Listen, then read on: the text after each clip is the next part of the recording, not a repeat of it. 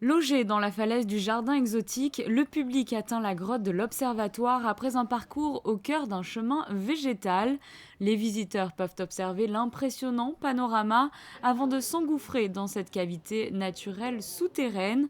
Ils découvrent dès les premières marches une roche calcaire creusée par l'eau il y a des millénaires. La visite se déroule en compagnie d'un guide spécialisé. Le prince Albert Ier, de la vue du château, il s'est toujours demandé qu'est-ce qu'il y avait dans le renfoncement de la cavité.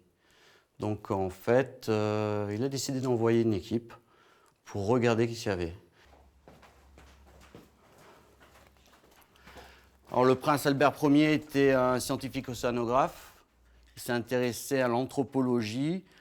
Alors, il a fait établir des fouilles ici. Ils ont retrouvé des restes d'ossements d'ours, lynx, rennes, cerfs, renards, uniquement d'animaux, avec des outils qui attestent de l'occupation de l'homme préhistorique. Après la découverte des ossements, ils ont trouvé quelques outils.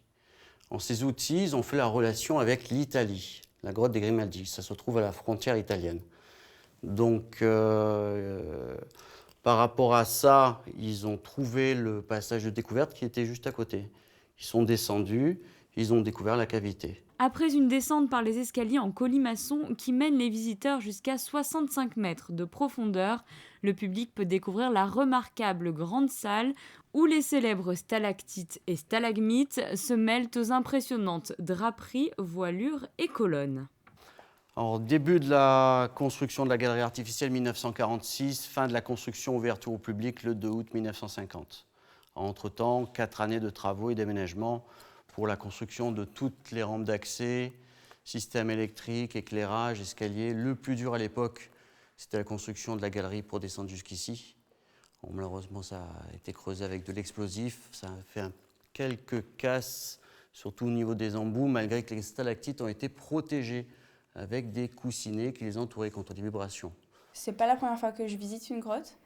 Je suis assez surprise de pouvoir trouver une grotte à cette altitude dans un rocher, même si je sais qu'il y a pas mal de grottes qui peuvent se situer au-dessus du niveau de la mer maintenant. Ici, les températures sont agréables, elles ne descendent pas sous les 18 degrés et ne dépassent pas les 23 degrés, aussi bien en été qu'en période hivernale. C'est la cavité avec la température la plus élevée d'Europe. Donc généralement, les cavités, on rentre avec des blousons. Celle-ci, c'est la cavité idéale pour un niveau de température, été comme hiver. On est dans une montagne, donc c'est déjà une grotte unique par rapport à ça. Et au niveau de la mer, on est 40 mètres au-dessus du niveau de la mer. Donc la falaise est ensoleillée tout au fil de l'année. Donc ce qui explique ce réchauffement de la cavité. La cavité s'enfonce jusqu'à 40 mètres au-dessus du niveau de la mer. Elle offre un terrain de jeu idéal pour les spéléologues locaux. L'entrée se fait par le chemin des découvertes. De nombreuses initiations sont disponibles avec les écoles de la région.